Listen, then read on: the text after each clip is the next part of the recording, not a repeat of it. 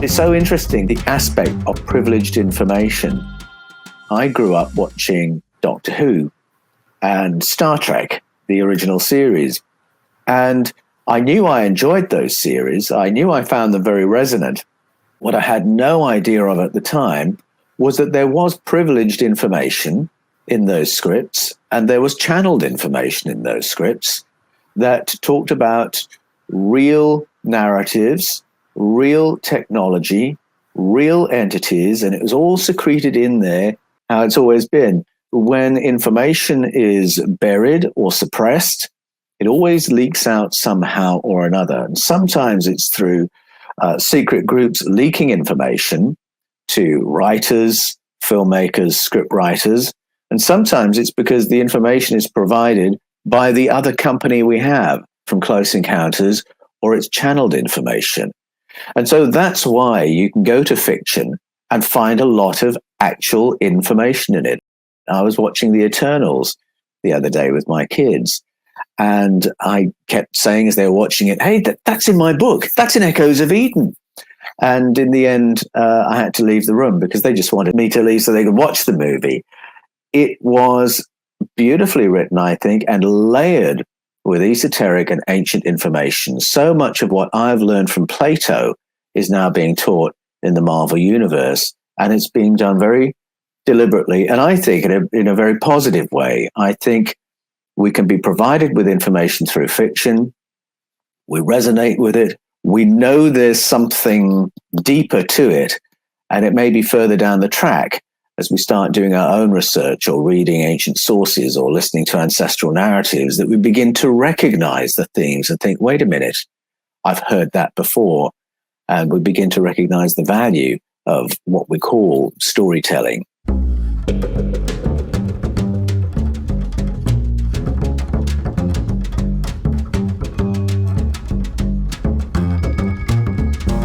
There was a book that came out about 25 years ago called the Bible Code. And what's so interesting about that is that the Bible, as we know it, and we're speaking here about the Hebrew scriptures at this point, not the New Testament, but the Hebrew scriptures, what we call the Old Testament.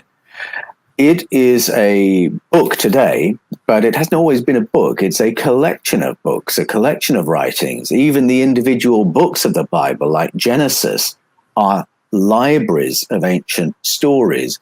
And it evolved into its current state. It would have begun with the stories of beginnings that Abraham and Sarah curated, the progenitors of the Hebrew tradition, stories they may have brought with them, having grown up in a Sumerian-based culture.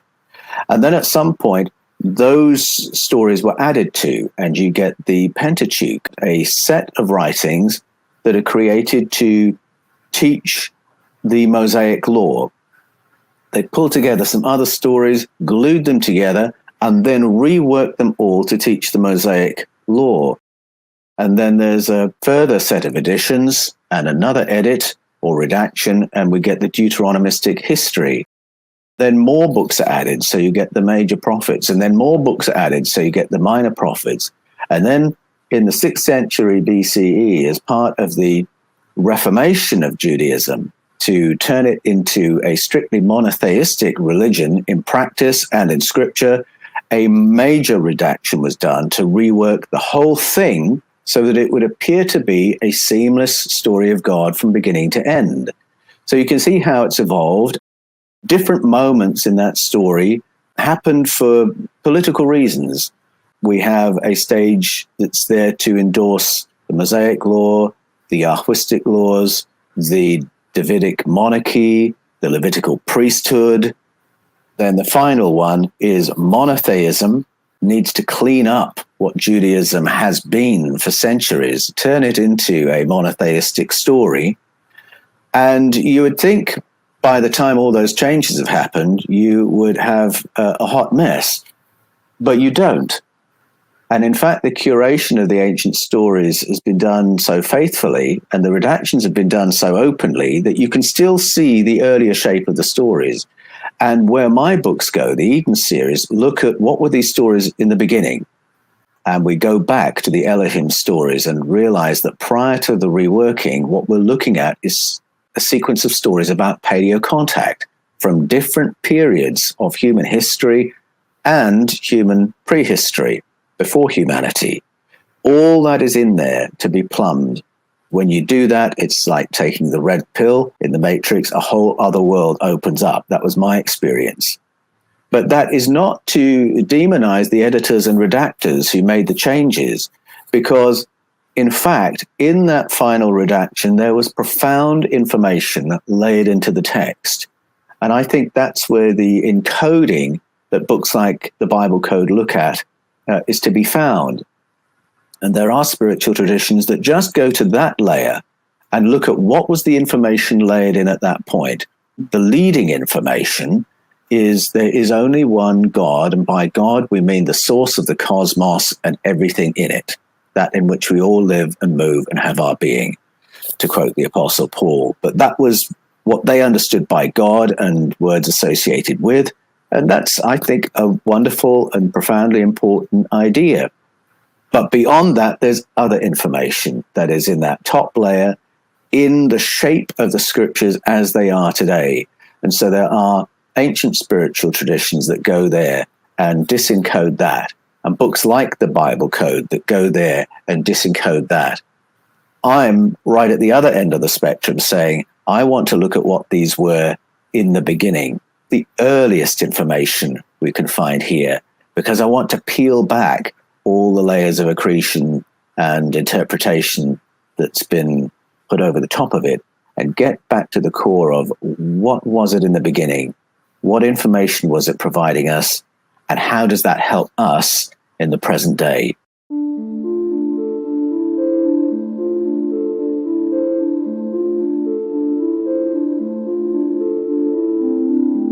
Certainly Jesus and those who wrote for him represent a level of borrowing Christianity doesn't often want to acknowledge, because Christianity is based around a very high estimation of Jesus, and the church exists to disseminate his teachings as best they understand it. I think there has been a reluctance to really set Jesus and his writers in historical context. I, through my research for the Eden series, have come to believe that Jesus and those who wrote for him were every bit as educated as somebody like Plato. And Plato was absolutely plugged in to a world of narratives and ancestral information. Plato was very open about where he got his ideas and information from. Some was from what we would call science, what he called philosophy, which is applying logic to things we all observe. Some of his information was ancestral and esoteric. So he talks about the information that had come from a previous civilization via the ancient Egyptian priesthood, via Solon, the Greek legislator, to Socrates. And so that's an incredible source of information going way back beyond what we conventionally know about ourselves. And then he talked about other information derived from encounter experiences, contact experiences achieved through altered states of consciousness. So that's Plato. Paul knows Plato like the back of his hand. This is the Apostle Paul who wrote half the New Testament. And some of the Apostle Paul's most famous quotes are actually Plato quotes, where he's just changed a word or two here and there. So you know that Paul was at least that educated and clever. Is it possible Jesus was?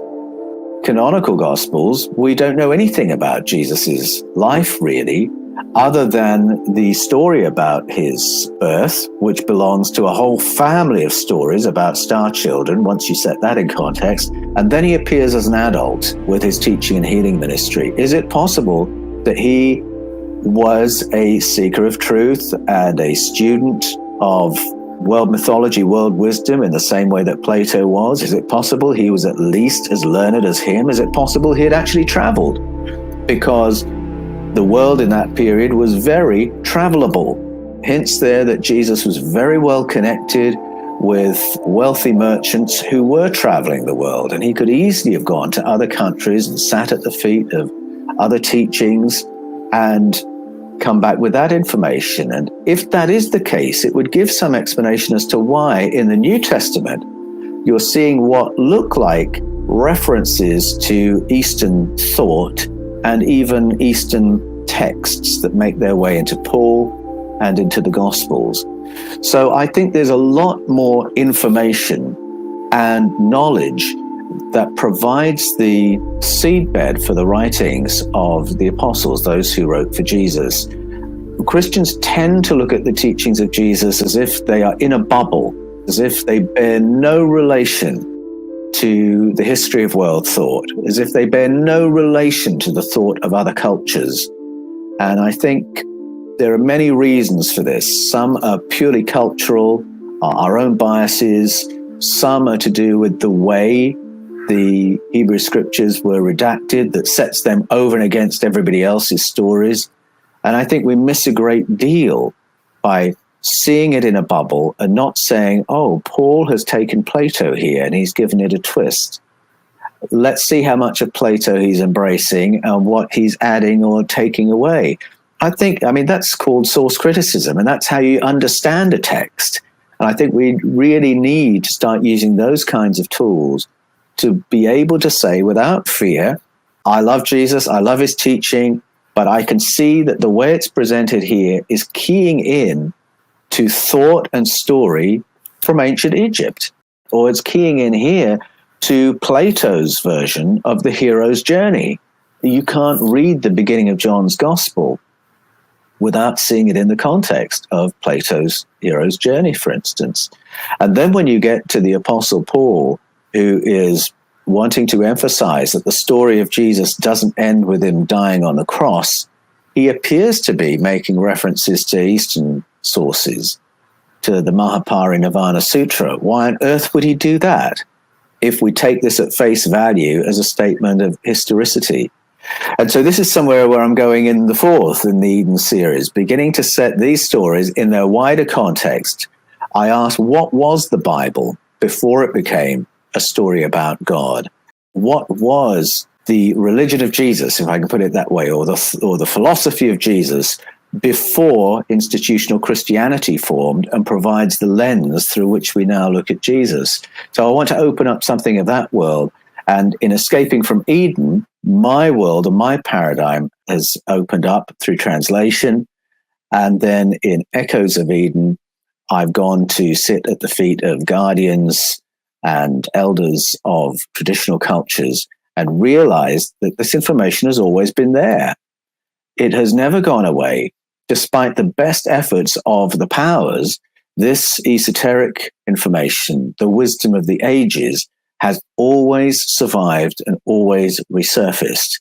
And Echoes of Eden follows that story.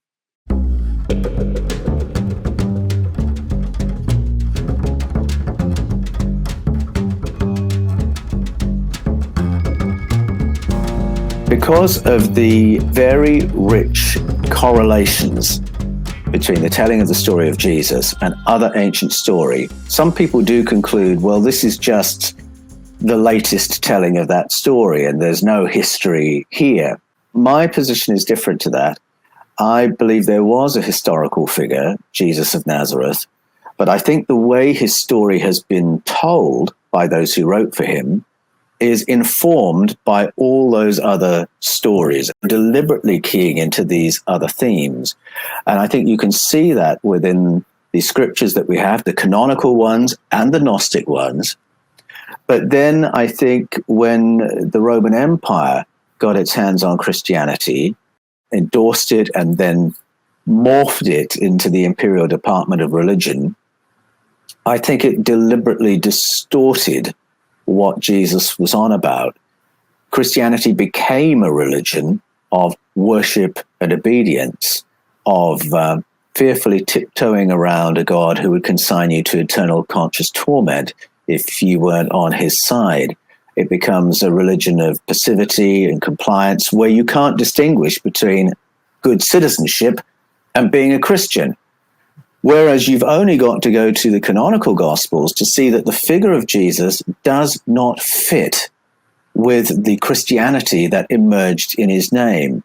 The Jesus we find in the canonical Gospels is totally inconvenient to Imperial Christianity. And that's why I believe there's a real historical core there, because you wouldn't invent a figure like that. This is why I don't really follow the logic of Caesar's Messiah. You wouldn't invent that particular Jesus if you wanted to endorse the imperial cult. He's too inconvenient. He is not in favor of feudalism, which is the essence of empire, and he's not in favor of religious leaders, and he's not very impressed with civic leaders either. He is very much into sibling society, peer society. A very inconvenient figure, whether it's the canonical or the Gnostic Jesus you read.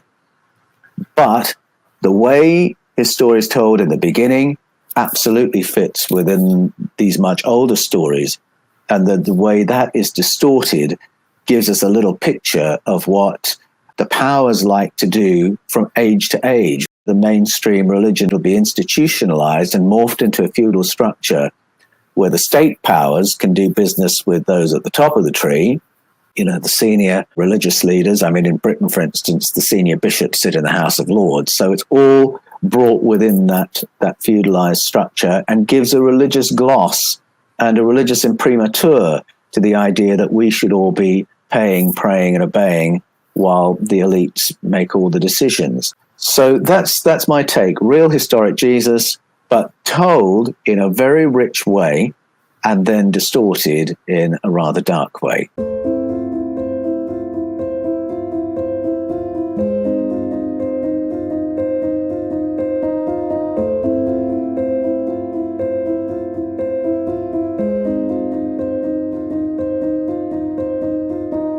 I've been very fortunate to travel in some of these parts of the world and spent time in India, spent time in Kashmir. And if you take any time in the ancient religious communities that exist in those places, the leaders of the monasteries will just state as something everybody knows, well, Jesus was here. And many of them are very specific. Jesus was here after his ministry in Palestine. And the problem for the church with those statements is that the church wants to have the monopoly of information about Jesus. If the church is supposed to be the representative of Jesus on earth, Jesus' mouthpiece on earth, then it has to be the authority of all information about Jesus. And so the church struggles when other authorities say, but we have other information about Jesus. If you go to India and Kashmir and you hear from community to community, region to region, go into Tibet, you'll hear the same thing. Jesus was here, and Jesus was here after his ministry in Palestine. This is the folklore. This is what's known here. Go to England, and there are ancient narratives saying Jesus came here with his uncle, Joseph of Arimathea. Go to France, they will say the same thing. Jesus was here with his family after his ministry in Judea. Go to Japan, you'll hear the same thing. Now, what's the impossibility of that exactly? How many eyewitnesses do you need to say that Jesus traveled and was seen in other places? And on what basis do you decide to listen to one culture and ignore the other? Because you have to ignore a great deal once you're looking at Ladakh, Tibet, Kashmir, India. On what basis do you say that whole tradition, which is 2,000 years old, can be ignored, and we will only listen to the Jerusalem tradition, which says that Jesus died on the cross, was supernaturally raised from the dead by a direct divine intervention. He was raised incorruptible, and then his incorruptible body went into heaven. End of story. Why would you accept that telling of the story and disregard all these other tellings? On what basis? If it's just mathematics, if it's just how many witnesses, wouldn't we call it differently? So then you go back to the canonical story, because it really is central to Christianity, the idea that Jesus used the phrase survived the cross. But in actual fact, if you use the word resurrection, there's a whole load of very specific ideas about his survival of the cross built into that word. In the beginning, Christianity was a kaleidoscope of ideas and theologies and stories and texts. And if you look at the Gnostic tellings, if you look at the canonical tellings, and then you mentioned what Muslims believed, you realize that there was a range of ideas of what exactly did happen at the cross. How come Jesus was seen after the crucifixion? Today, you say the word resurrection, and a very specific answer is implied. And that's the one I just said, where he died, was supernaturally raised from the dead by divine intervention, incorruptible, up into heaven. But the word is my root meanings thing. This is where I always love to go. The word that's most commonly translated as resurrection or raised simply means that Jesus was again after the crucifixion, that he was again, he was alive on the other side of it, he was seen by many, and that's not the same as that official sequence of dogmas that I've just recited.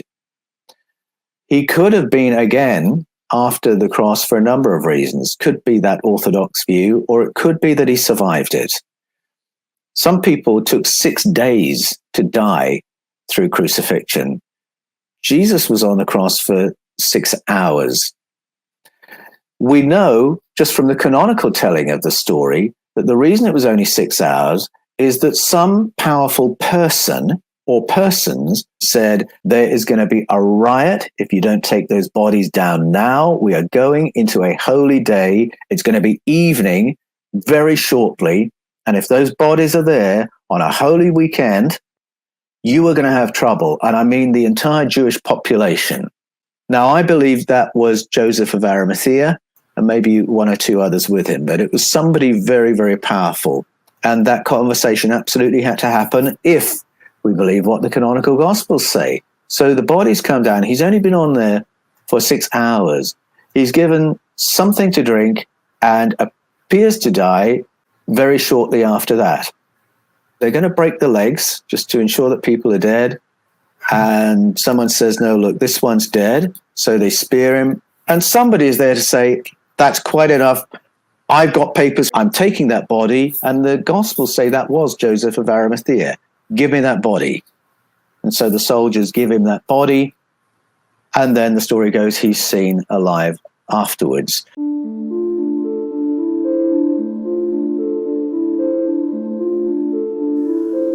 Pilate has clearly given Joseph of Arimathea an authority that allows him to requisition the body. No way would the soldiers release that body without a proper authority. And that test that was done to check whether he was dead or alive, whether Jesus was dead or alive on the cross, spearing him in the side, there's a very curious detail there. We are told that the body bled when he was stabbed. Now, I'm not a medical expert, but I would just raise this question. Dead bodies don't bleed. So what are we being told when we're told that the body in that moment bled? Is there another layer of story appearing in this moment, even within the canonical telling of the story? It doesn't take too much joining of the dots to think it is possible that what we're looking at was a near-death experience. And there were esoteric traditions well established by that point that would provide modalities, methods, substances that would lower the heart rate so low that a person would appear to be dead. Dead enough, perhaps, for a Roman soldier to give a body to Joseph of Arimathea for him to take away. So it is within the realm of possibility that Jesus survived and then went and lived somewhere else. And wouldn't you, after everything that had just happened in Jerusalem? And the ministry that's described by these other cultures that have a record of Jesus sounds very much like the ministry of the Jesus we know from the Jerusalem story. He's the leader of the community of the healed in Kashmir. That's what his name means. That is what he's remembered for. And I think that Christians panic a little bit too quickly when you question the dogma. If what you're doing is going back and saying, excuse me, the root meanings of these words could be telling a different story. And if we read it that way, we don't have to ignore the Indian story. We don't have to rubbish the Japanese story. We don't have to demonize the English and French stories. We can say we have all this information about a figure called Jesus. Let's put it together and see what picture emerges. And that's some of where I go in Echoes of Eden.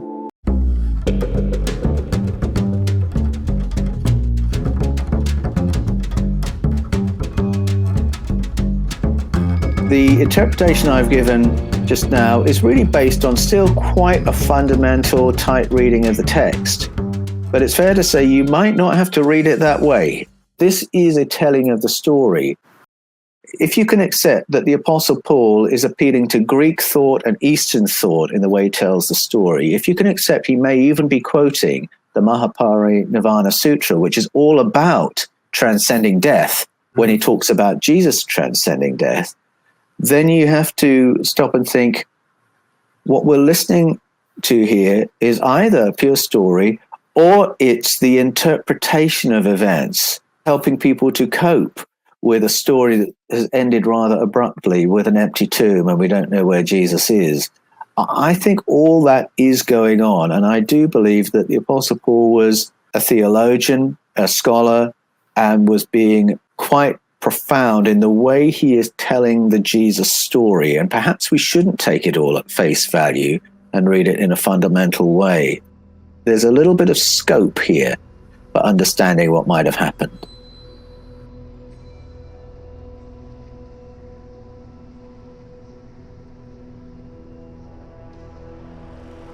It's a you decide adventure that we're in. Where do you go from here? Where do I go from here? How do we live informed by what we've seen has happened in the past? I think we decide what energy we're going to bring collectively to this moment. We decide collectively if we're going into fear or into love, if we're going into xenophobia or if we're going into compassion. What is our intention individually and collectively right now? Where do we want to take the history that we're experiencing? There's a character in Echoes of Eden called Troy. He is a real person. He's a guardian of the Navajo tradition. And he said something that's really stuck with me. He said, we learn to live informed by our ancestors. We live in response to our ancestors.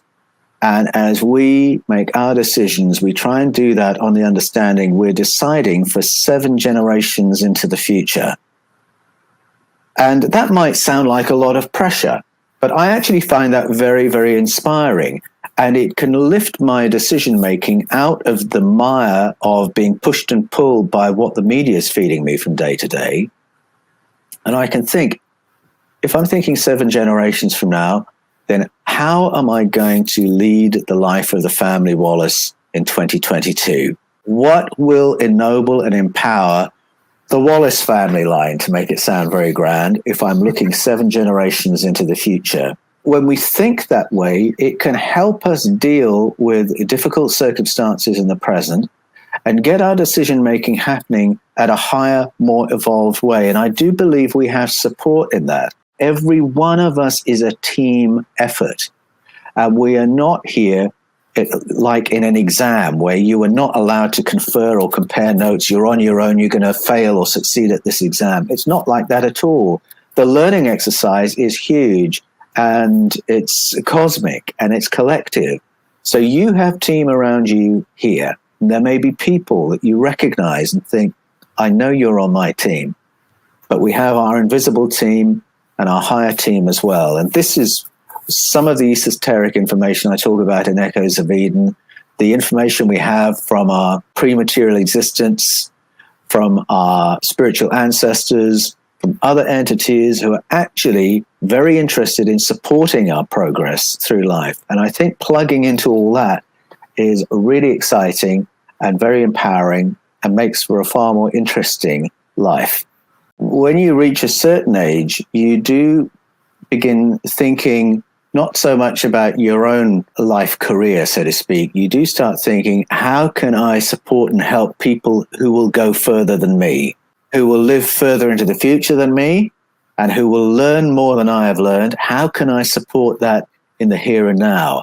Because my kids are more advanced than me in some aspects of consciousness, for sure. When I listen to my 7-year-old, it's almost on a daily basis. He will speak a thought I've just thought in my head, and it'll be an adult thought. It won't be anything we've been talking about. It'll be an adult thought about the thing I'm doing, and then all of a sudden, in the far corner, my son will speak the words I've just thought. I can't do that, but he can do that. Again, almost on a daily basis, someone will come saying, you called, and the other person in the family will say, I didn't, I was about to, but they've already heard the thought. So my kids are better at that than I am. How can I support them in that? To put it at a very humdrum level, because my 3 kids are directly descended from me, maths is their weakest subject at school. They're not awful at it, it's just their weakest subject at school. They'll be sitting in front of an equation. Oh, I don't know the answer to this, they'll say. And we've learned to say, well, what does your subby say? And subby is a shorthand for subconscious. And they'll say 91. That's the correct answer. So they're sitting there, and in their conscious mind, they don't know the answer. As soon as we say, what does your subconscious say? Well, I'm getting the number 91. Well, that is the answer. If we can do that, support them tuning in to other information. I mean, for all I know, is their higher self telling them the answer's this. It's not something I'm very good at, but I can still support them in that, recognizing what's happening, affirming them when it happens. When they have a brilliant thought, whether it's their own thought or something that's come from their invisible team, I will affirm it. That was brilliant. That was brilliant thinking, because I'm giving them the confidence. And if they can get good at tuning into all that, that will stand them in very good stead for whatever is going to happen in their lives way after my time.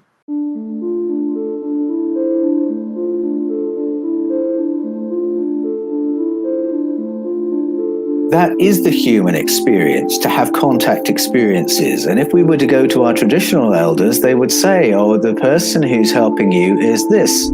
They might even say, oh, the person who's helping you is your twin who passed away, or the person who's helping you is your great-grandma, or the person who's helping you is a good spirit. They would have a way of affirming that experience, teaching the child to engage with it, but all that's gone. That's not in our school syllabuses. And when a parent says, oh, don't be silly, they are playing their part in suppressing that essential part of the human experience. I had an amazing conversation with my daughter when she was 11. I was very fortunate that I was already writing the Eden series when my daughter had this conversation. If we'd had it prior to that research, I don't know how I would have responded. But what she said to me, and it was nighttime, and she should have been asleep, and I was just checking on her, and she was still awake. And so I went in to kiss her goodnight, and she said, Daddy, I was just imagining that there could be beings hovering over our part of Canberra, and they are laughing at us because they think it's funny that we all live on the surface instead of under the surface of the planet. And they're laughing at us because everything we use is stuck to the ground because we haven't learned to control gravity. There's an 11-year-old girl. And I said, wow, Evie, yeah, I can imagine that too. And then I said, you know, that could even be true. And she said, yes, I thought that. So there's interesting. She didn't say, I believe we've got visitors right now, and I believe I'm picking up what they're saying. She said, I can imagine. And then when I said, I think it might be true, she said, yes, I thought that as well. So I just had to give her that little bit of permission to go there and say, I think this is happening. And I'm so glad that I'd done the research I'd done, because, as I say, 5 years before, I'd have just said, oh, what a lovely idea, sweetie. Good night. I hope that little responses like that are permission givers for kids to see what they saw, experience what they experienced, and then process it, decide whether or not it's something they want to think about or engage with, but not shut it down so that they learn to ignore when the invisible team is coming to their aid, for instance.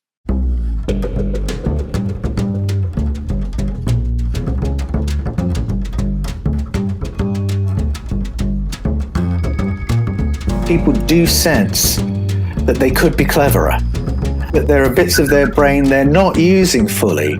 And this is something I discovered in my research for Escaping from Eden, that there are serious peer-reviewed neuroscientists around the world who have discovered this through studying acquired savant syndrome, where people suddenly have higher cognitive abilities knocked on by accident. A brain injury, a stroke, come back from a coma, suddenly they can speak a language they couldn't speak before, play an instrument they couldn't play before, have brilliant minds in mathematics or abstract physics.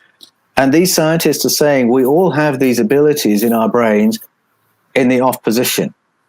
And they want to know, can we access them without a brain injury? And our ancestral traditions and initiation traditions say, absolutely, yes, we can. And we have protocols to do it.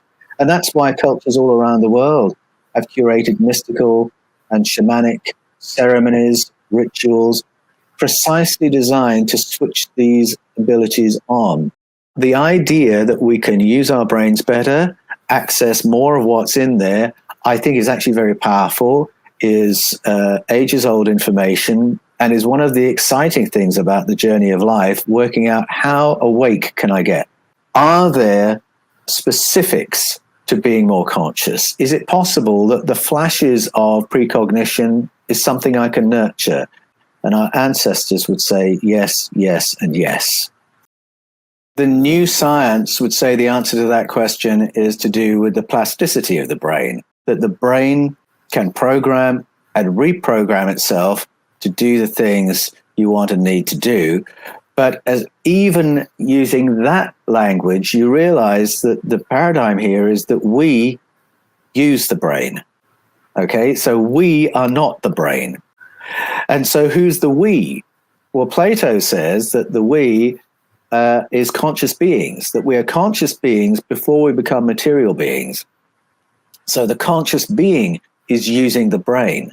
Or you can come at it from another angle. People who've experienced out-of-body experiences, which is a fascinating field to study, have the experience where they can see the room in which they are, they can see their own body, they can see and hear what the doctors are saying if they're having this experience on the operating theatre, which is where so many OBs happen. And then they can move down the corridor and see what's happening around the corner. So they're seeing without eyes. They're hearing without ears. What are they thinking with? Are they thinking with the field? Is it consciousness downloading from the field? Is it still using the brain, or is it downloading directly? That whole paradigm of we use the brain and we are conscious beings, I think is very helpful. It's an idea that's repeated by cultures around the world, has been repeated through the ages. I love the way Plato expresses it. And I think I've spoken before about my Gran and Gramps TV that had a terrible signal because their house was in a valley. But if one of us stood next to it, the signal would go crystal clear because our bodies are better antennae than the purpose-designed things on the roof. If we can do that with radio signals, then do we do that with consciousness as well? There's a wonderful word in Jesus' teaching, to take it back to him for a moment, which gets translated as repent. But the root meaning is far bigger than that. It means go beyond the mind, think with more than this. I think whatever brain you have, you want to use it. And whatever brain you have, you also want to key into the field, your higher self, your invisible team, to be as maximally conscious and intelligent as you can be. And this is why I want to spend even more time sitting at the feet of Indigenous elders and guardians of initiation ceremony, because I think there is a much longer knowledge and more developed understanding of how to master consciousness than ever you or I were taught in school.